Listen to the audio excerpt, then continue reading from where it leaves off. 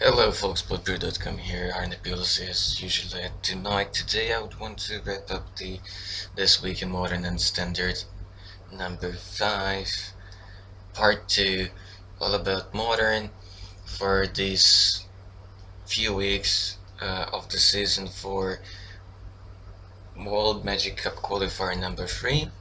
So what I would like to do is basically recap the meta and just guide you for ways of thinking you could apply in order to figure out what you want to play, what will be played, and so on.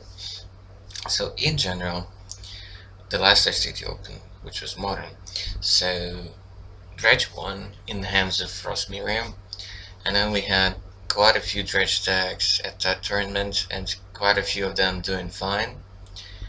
But there is more to it. But first, let's take a quick look at his list, because I've been told there is some spice in it. Well, at least one new card found its way into the deck. It's the Haunted Dead. Helps for a lot of things. Then I believe this one was not always the case in this deck. Then also Bridge is another thing you don't normally see in that deck, and the Gargadon. So yeah, you should probably try this version or be ready to combat that and be aware of those cards in the Dredge archetype. Nothing insane in the sideboard except Miser Collected Brutality as a one-off, just a flexible card, I suppose, for various kinds of matchup. It's fine in aggro decks and against aggro decks, and it's fine against control, just an extra discard spell. And it's also a discard enabler because, yeah, you can maybe choose even all 3 modes, and then this way you'll get to discard a couple of cards to the bin, a couple of treasures or amalgam and such. So I really like that. So this is Dredge, and then we see a bunch of chant decks. We see Obvious Infect. It's actually gaining a lot of ground in the past few weeks.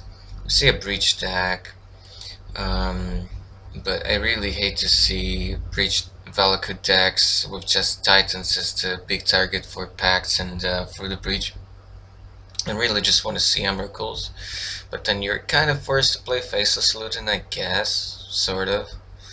So that's the thing, but I don't know, for the Breach deck without Emrakul, I don't know. Blue-White Control, let's have a look at that.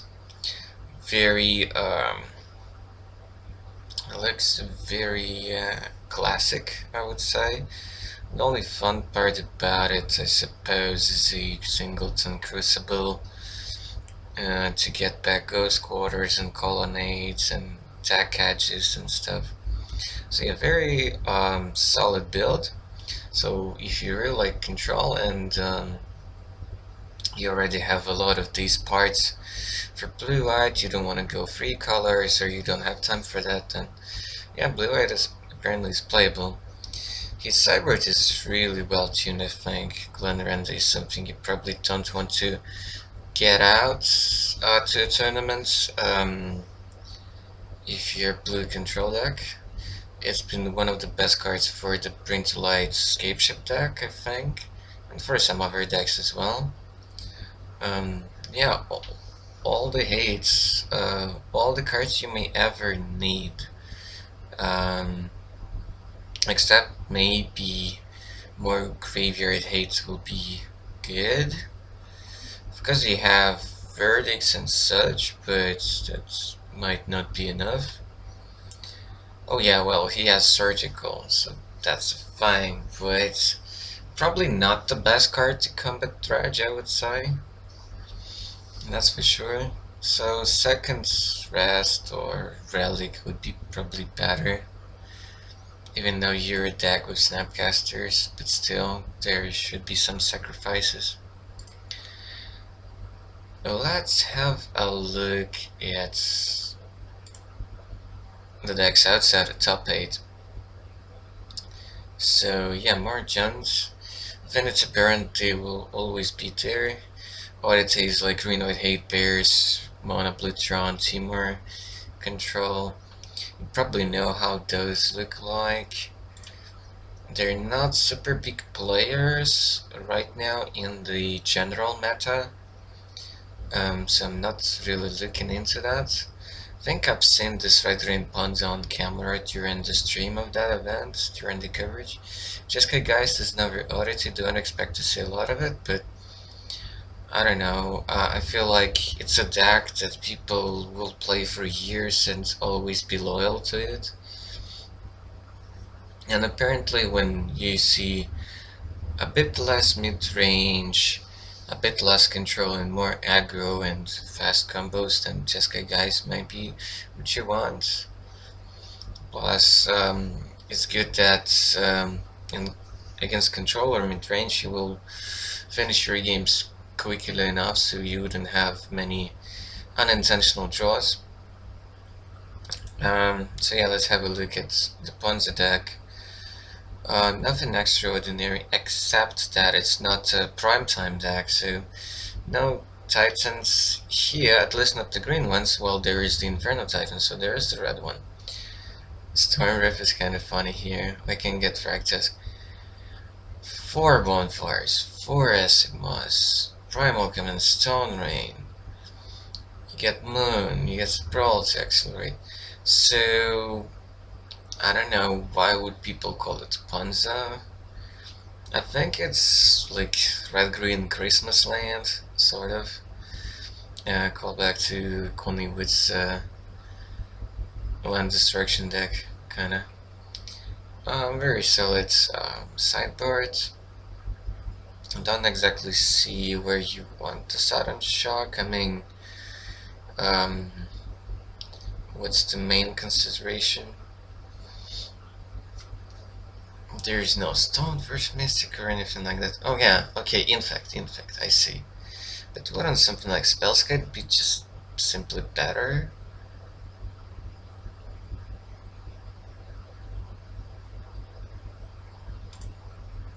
Hard to say. Maybe he likes just extra removal in aggro matchups, something like that. And let's round up this tournament with the top 32 lists. More just get control, that's pretty much the hero deck. Aljazi decks are actually popping up quite often recently. And then we have one Rogue deck here, Blue Red Prison.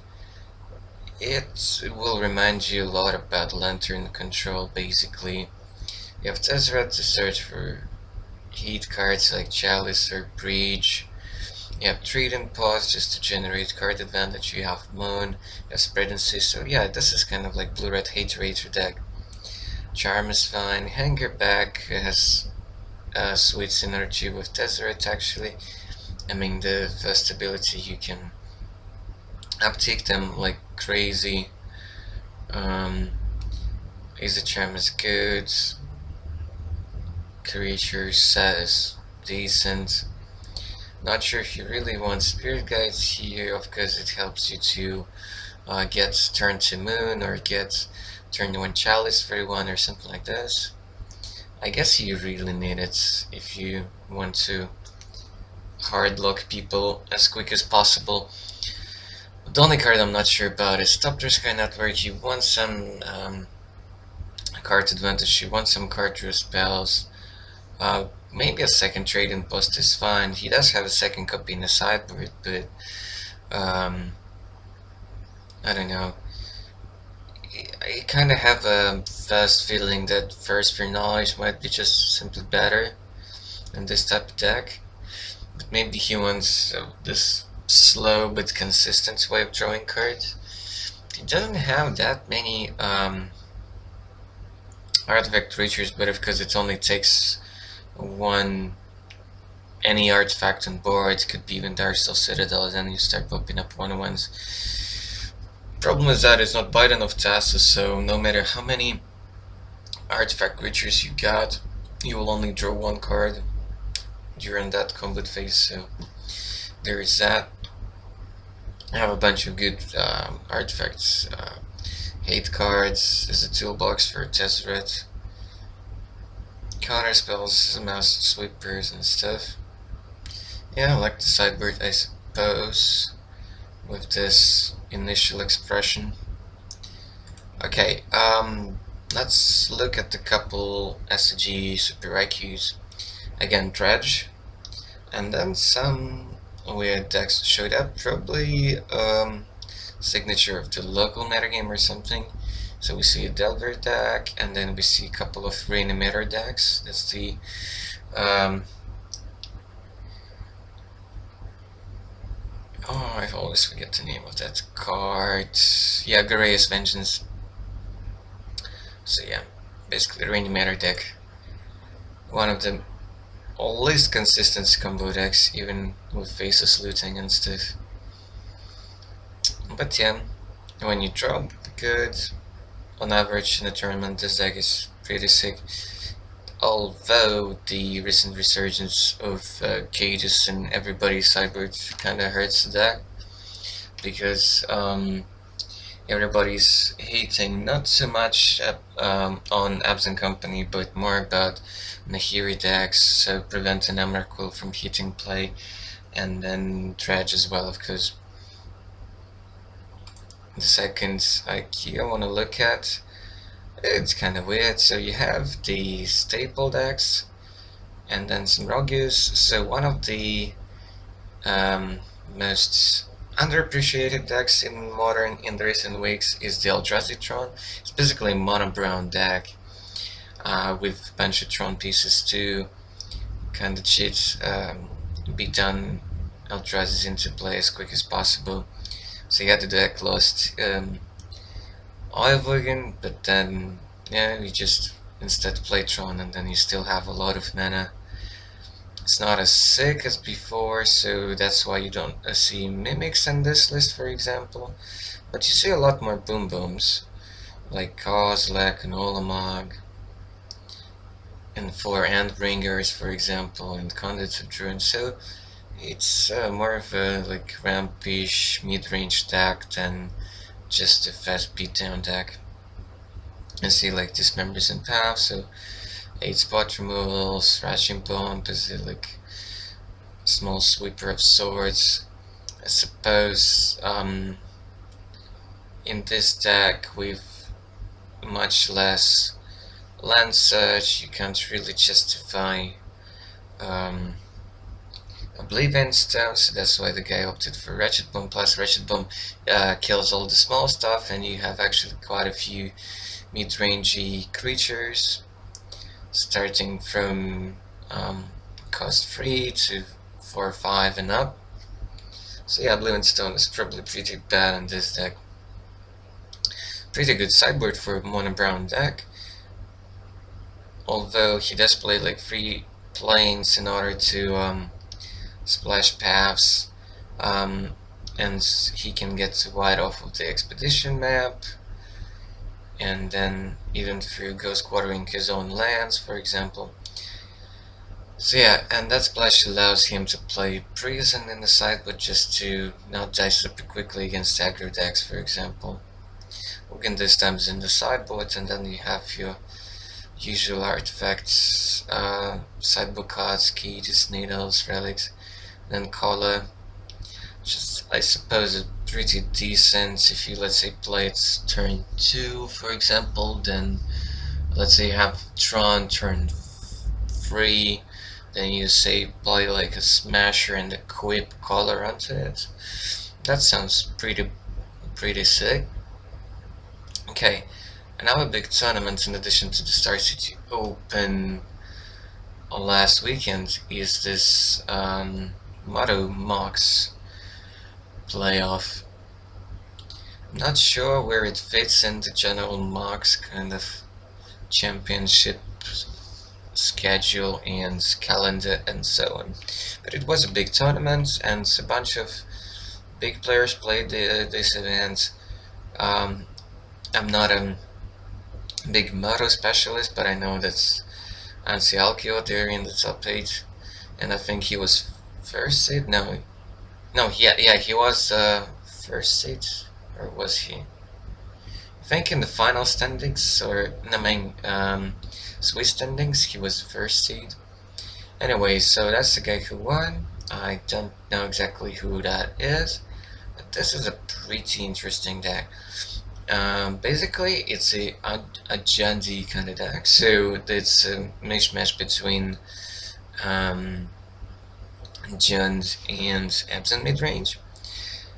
Because while you do have your usual discard spells, Maelstrom Pulse, Abrupt Decays, Ooze, Goyf, Kalitas, Lily, you also have Starfire to make your Goyf bigger. He plays Bubble to make Goyf bigger. He plays Silifire to make Goyf bigger. Then from red you also have Bolts and Terminates. And from Absent you get Lingering Souls. And then he plays 4 green players. That's your standard staple from Black-Green Delirium. So apparently in this deck it's pretty good. What it helps, it's obviously helps Goyf. It helps to dig down Lingering Cells. And yeah, that's mostly it, but you get kind of scry type of thing. You get filtering for your top decks. So you get to control few top cards.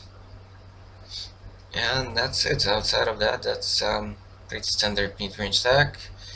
Nothing really stands out to me in the sideboard, except maybe Golgari Charm. And that's sort of interesting. Although with Dredge as a big thing right now in Modern, I think I want to play Jund Charm or Rakdos Charm just to exile Graveyard. Jund Charm is just a bit more flexible than Rakdos Charm. Nile Spellbomb is nice. I'm not sure which one I like more right now. Probably Spellbomb is okay because it targets player's graveyard, because you do care about it, because of the Goyf and Souls, so there is that. So that's why it's not a cage or something else.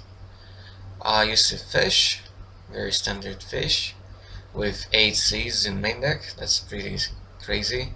So just 20 lands, 8 Cs, 4 vials and 28 creatures.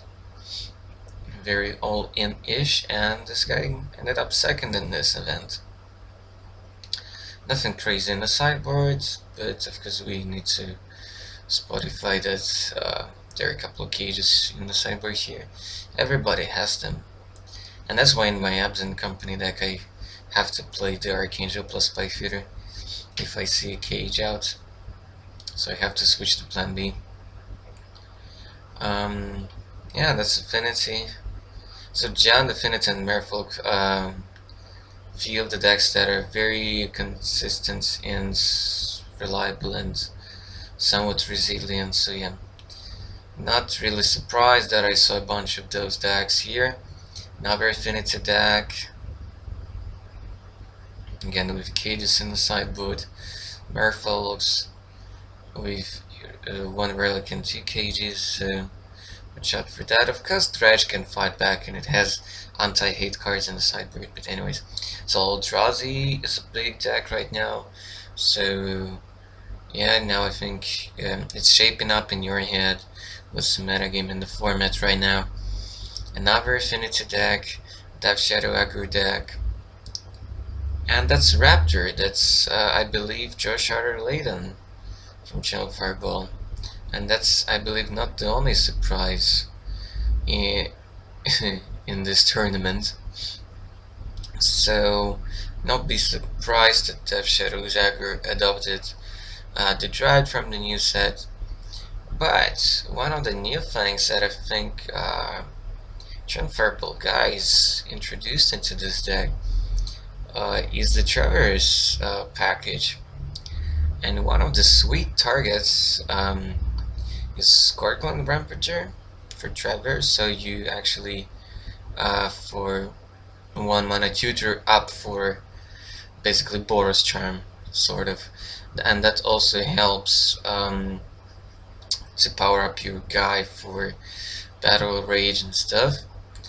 And also you have another sweet one, which is Inner Flame Acolyte. So imagine it's lighter in the game in the later stages. You have enough mana. What you can do is that if you're pretty low on life, you can cast a Death Shadow for 1, Transverse, so that's 2 mana. And then, I don't know, let's say you have some mutagenic growths in hand, which are essentially free. You can then just get the Inner Flame Acolyte. You can just hardcast it, or you can just evoke it for 1 and give your Death Shadow haste, which is like huge. So basically, if you're low on life, and if you already played a bunch of free spells and cracked some bubbles and cast some probes and stuff, you can now win something like on turn 3 pretty consistently,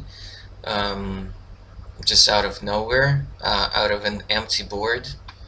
And just Death Shadow 1 and then Traverse 2 and then evoke Acolyte 3, and that's it.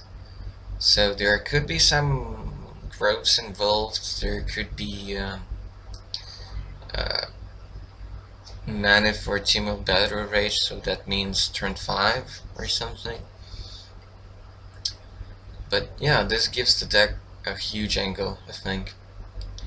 Nothing super insane out of sideboard, except that they wanted to play 1 Reveler in the sideboard, just kind of a late game sort of card to restock the hand against heavy removal control decks, I guess. It's an interesting choice of Flame Slash as a removal of choice in the sideboard. That's kind of interesting to me. Maybe because it's 1 mana and it kills all the creatures it wants to kill.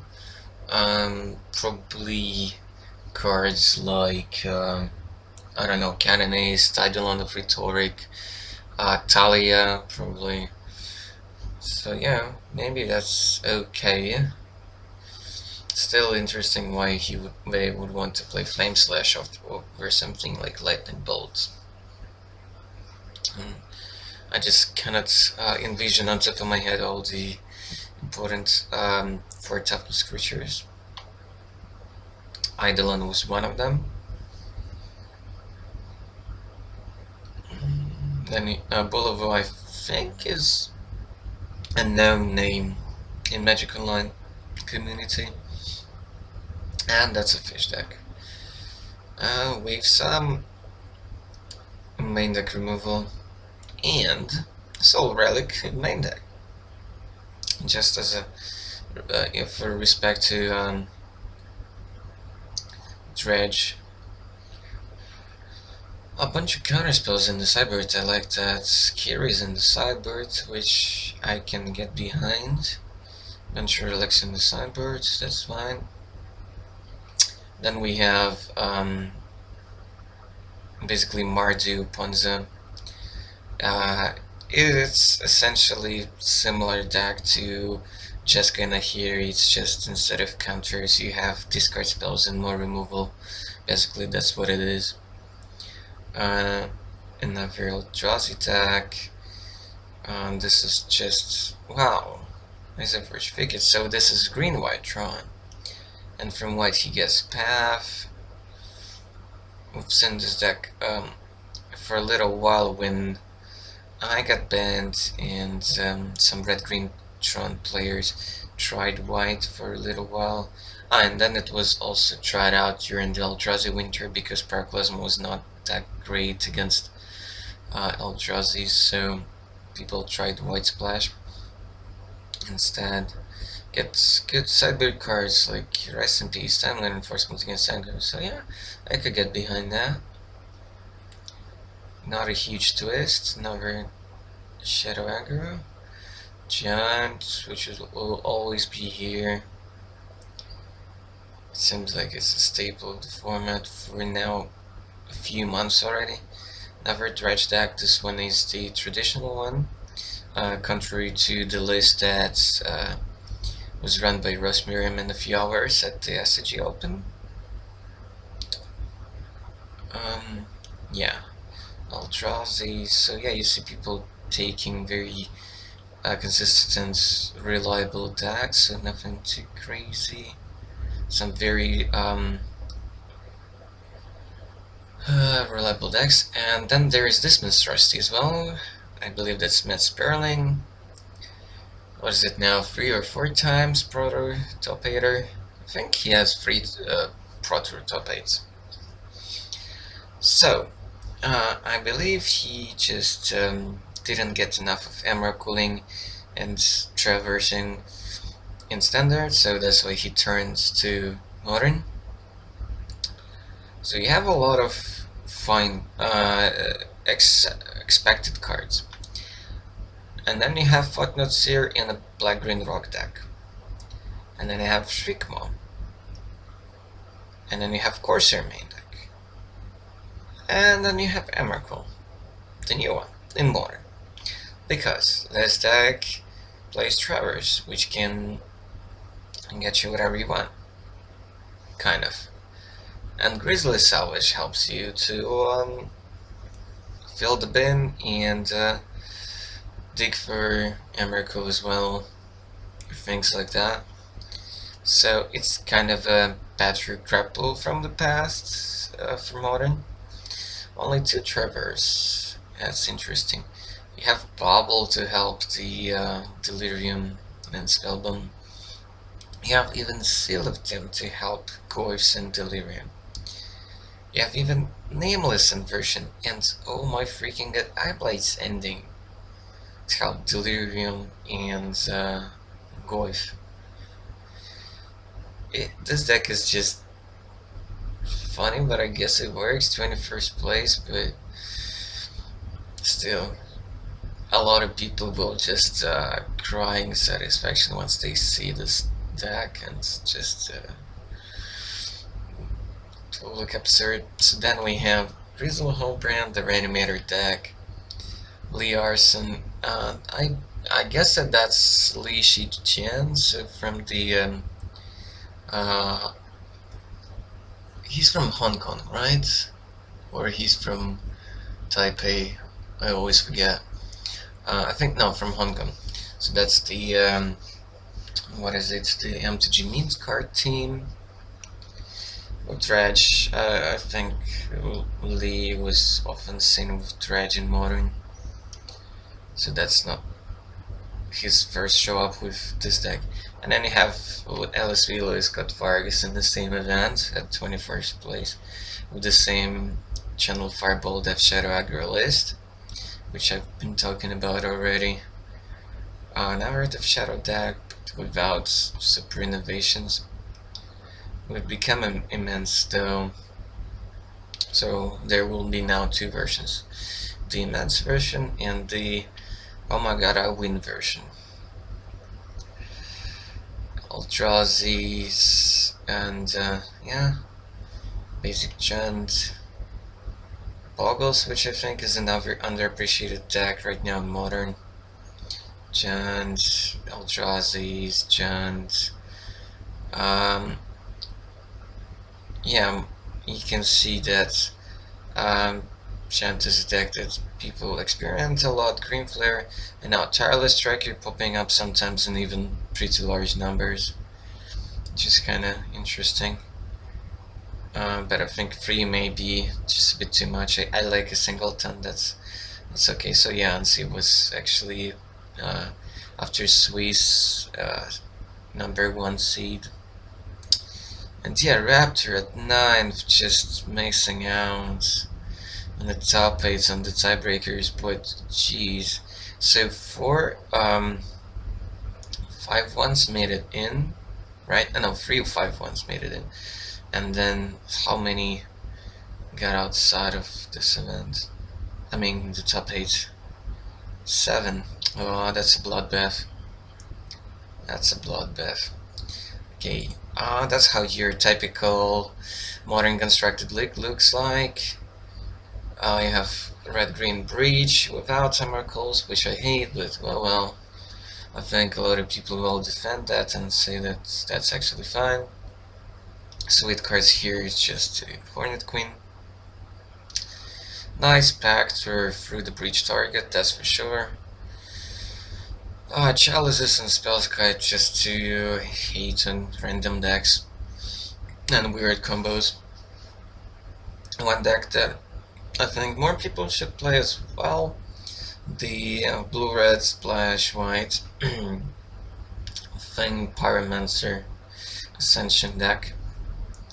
Yeah, basically you have a bunch of good spells that either cantrip or deal damage or draw you cards, and then you have 3 things and 4 ascensions and just 17 lands.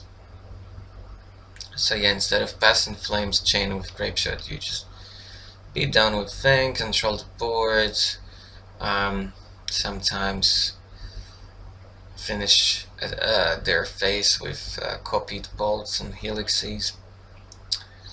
Yeah, they're kinda expected sideboard, except that we have Mentors in the sideboard, so he could go for again Pyromancer, but I guess Mentor is a small ultimative in a deck full of 1 mana spells and 0 mana spells. That's Jeskai Guys, Tempo. I guess you can say an underappreciated deck. I think it's fine right now. Although maybe something like a Forked Bolts will be good, because you need to keep the tempo up. At least this list has main deck Spell Snare. But I don't know. I would like to see Spell Pierce in there as well. Only 1 Dispel in the sideboard, which is kind of crazy. He wanted more hate against aggro sideboard, it seems. Well, you have negates at least. More Eldrazi's, more Giant, this time with Huntmasters. Just more classic build, so to speak. And then you have this, which I think might be a person I know. But anyways, these kind of decks are sort of popular in Finland and maybe in other Nordic countries as well. Basically, what this signifies is that your local paper metagame at the World Magic Cup qualifier could be pretty crazy and spicy, and you should not just look at the general meta at the SCGs or Grand Prix and stuff. You should also consider the tendencies and the trends of your local paper metagame, because it could be drastically different, and decks like this could pop up, like this weird Teachings Esprit Control with all kinds of things you may ever want. It's probably pretty decent against Giants, I feel like, against random aggro decks, but it's kind of a slow deck, so I don't know. Probably wouldn't take it for a big tournament, because it's such a situational deck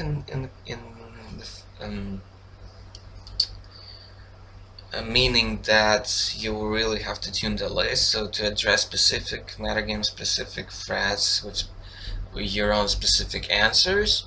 So yeah, if you really know what your metagame is gonna be, then sure. There are some sweet things in the sideboards of this deck.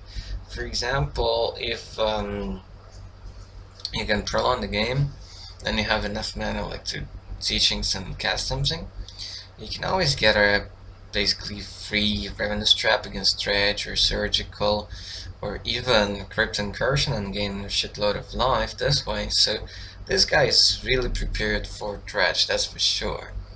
So this is a free spell. This costs 3, but it's so ultimative and it helps him to get back into the game pretty well. Surgical is free, just for that Golgari Grave Troll once in a while.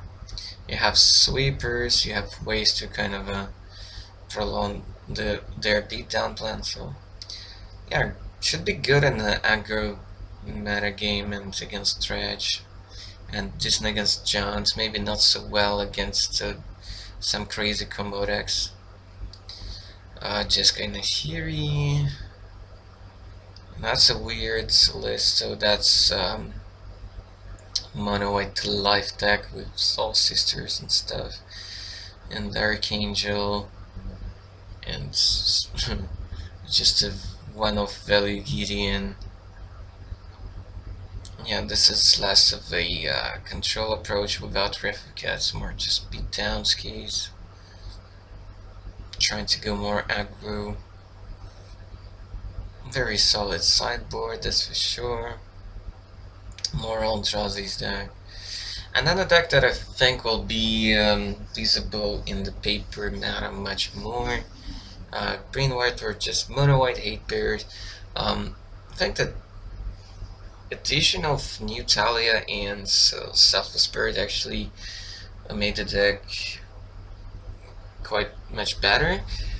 And yeah, another end of radar deck that is pretty decent. And white is just amazing in terms of sideboard cards.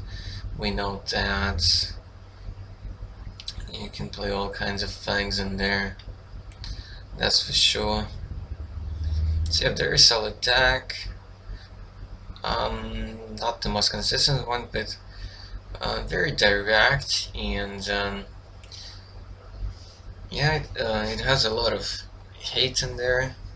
Actually would like to see something like an Eidolon or Canonist in here as well, because at events like World Magic Cup Qualifier you might face a nausea or things like that. So it's crucial, because small local events will feature weird decks like Lantern Control and Ad Nauseam, that's for sure. So I think you have to be ready for pretty much anything at an event like that. You should be ready for Kiki Card as well. These decks are kind of weird, so it looks like Jeskai mid-range, but it actually isn't Jeskai mid-range, it's not Nahiri. Basically, not everybody's gonna have access to Nahiri. That's it. Right now, it's just the price tag is really silly. Well, it was really ridiculous a little while ago. Right now, it's a bit better, but still, it's crazy. Plus the Emrakul and etc. So some people might play just the real classic Jeskai mid-range and then maybe side into some tempo cards like Geist. So be ready for that. For example, when I'm thinking of my World Magic Cup Qualifier, I know there will be top tier 1 decks there for sure, but I also have to be ready for decks like this because people will play them in my meta game, and that's for sure. Because I've been traveling the whole month, I didn't get to really play first or second qualifier. Anyway, I wasn't really feeling it for the standard one. Sad to miss the second one, which was modern. Now I'm trying to gun for my third one, which won't be this weekend, but it will be 10th of September. So I have some time to prepare and analyze and gather data for it and so on. So yeah, MtGs locally give a pretty good idea of what kind of decks to expect at your World Magic Cup qualifiers. So if that data is available for your country's qualifiers, then go ahead and look at it and study it and think about it, so that you will be more prepared for the Magic Cup qualifier. So yeah, decks like Delver will pop up, possibly Blue Mon can pop up, Kiki Card might pop up. So let's look at what bullet cards these decks are running these days. So yeah, these decks are now featuring Eldritch Evolution and Card Calling. Basically, if you feel like a lot of core decks will be out there in your metagame, then you might think of actually playing some blue decks with counter spells, with cheap counter spells, maybe crazy stuff like singleton spell pierce or dispel main deck, things like that. If you think Dredge or Reanimator will for sure be there, you might try out like a singleton Relic of Progenitors, things like that. Also, if I would be strongly feeling that with my Melira deck I would face some Kiki core decks or mirror matches, then I'll strongly think of playing Linvala, Keeper Silence in my sideboard, and just to combat those creature combo decks. For example, say try to deduct the bullets this way. More paper, small tournaments that, as I said, indicates Magic Cup qualifiers. So yeah, I expected Infect Giants, Merfolk, and I think he should be ready to combat Cape Bears and Sim, and decks like this, and Burn as well. So yeah, if you think that you'll face Burn Zodex and Hate Bears, something with counter spells and bolts might be good, and then you need to solve the thing about quick burn spells and so on. And then okay, Lightning Helix is a good thing, but that's not enough. But out of white you also get timely reinforcements, for example, against those decks. So yeah, and then via playing Kiki Resto you can steal games from those Zoo decks just by assembling a quick combo. So what I'm saying is that for short on mana, something like Resto Kiki, Jessica Midrange could be a very solid deck choice. Because if you come to a conclusion that in your meta game you would want something like cheap counterspells, balls, some life gain, and some quick luck, then that's the deck to go. I like Resto Kiki much more than more classic Jessica guys. I like that oops I win kinda feature of that deck. A Timur mid-range or Timur Downver is still a thing. Fairies is more of an oddity, but it might pop up, somebody might play it. But it's probably not a deck that you should be gunning against. It's most likely gonna be just one, so that's another factor.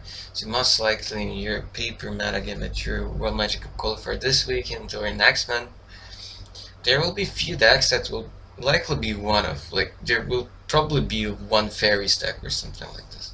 There would probably be at least one Rainmatter deck. But Rainmatter is probably something that you should be worried a bit more.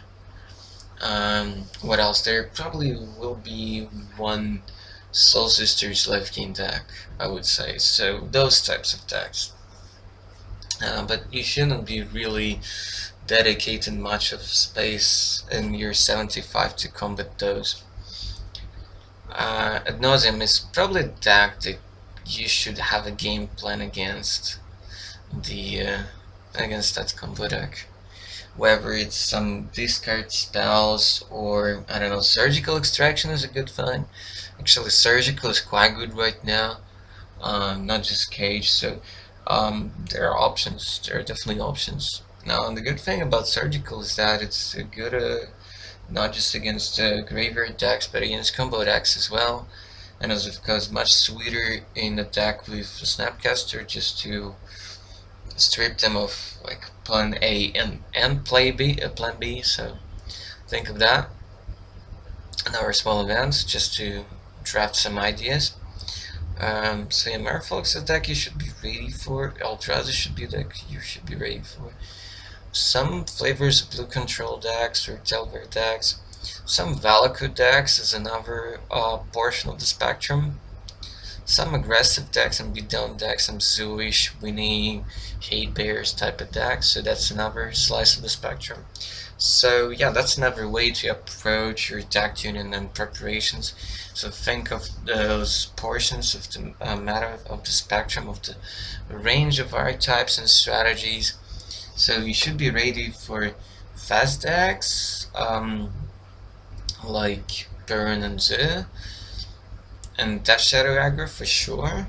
You should be ready against Tron and Valkyrie decks. You should be ready against blue control decks.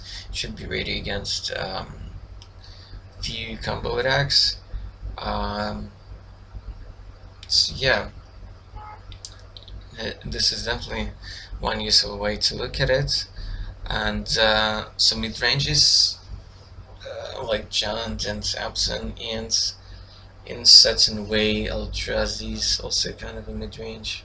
Both versions, the Band and Tron. That's another portion of the spectrum. This is a very cute list. This is kind of a very fast, I wouldn't call it Jeskai mid-range like here, but this is like Jeskai tempo, like really tempo. Bunch of flyers and a bunch of pros guys. Mantis Rider in modern. Oh my god. And then have probes just to contribute faster and help your pros guys. Have Mutagenics, you have Vapor Snacks. You don't really have counter spells main deck. You just race. It's kind of a like burn deck with a twist. Boros Charms, come on. Well, this deck won the small event. It looks good, but I don't know, I have my doubts. About it. It's very streamlined, so there is that. You just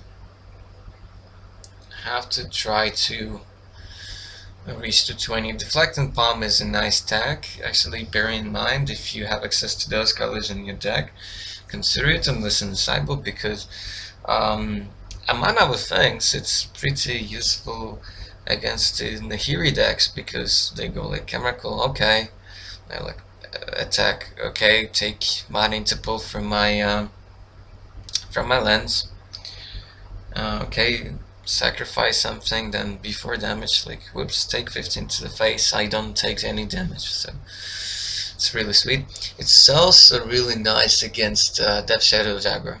So if you're gonna be the Jeskai player, or like Mardu, whatever, or this weird 4-color mid-range deck, so think about that card. It's just one, at least one in the sideboard, that's enough. It can just straight win you games, because it's not only Emeralds and stuff, but it's also Death Shadow aggro, which is pretty good. It's also pretty decent against in fact, I think, I'm not sure how it's gonna like work. You prevent the damage.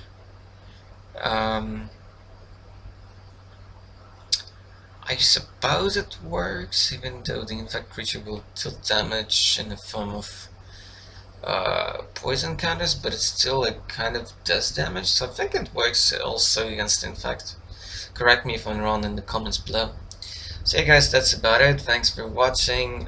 Check out the channels, check out social media, Facebook, Twitter, Instagram. I post a bunch of funny stuff in there, and also you'll get all the updates. I'm trying to force myself to do bits of streaming this month, but I don't know, well, I'm still like traveling and busy with some other works, so there is that. But yeah, I'll be occasionally like streaming Magic Duels, Hearthstone, and Fire, so a bunch of weird digital online card games, maybe a bit of Magic Online, but I'm a bit tired of the decks I have in there. So once I'll build something that I actually like, and it will be worth my time and effort for Magic Online, then I'll switch up for that. Right now in modern, I just have the ad nauseam and the restore balance deck. Also, one of the sweetest deck in modern, I feel like, and which I believe is pretty good right now. Although, if you expect a lot of trash, then that will be kind of because with a single land drop they can get back Bloodghast, they can get back Amalgam, and then it's all over again. Alrightish, appreciate your attention. I hope you enjoyed it. Goodbye until the next sale. Cheers.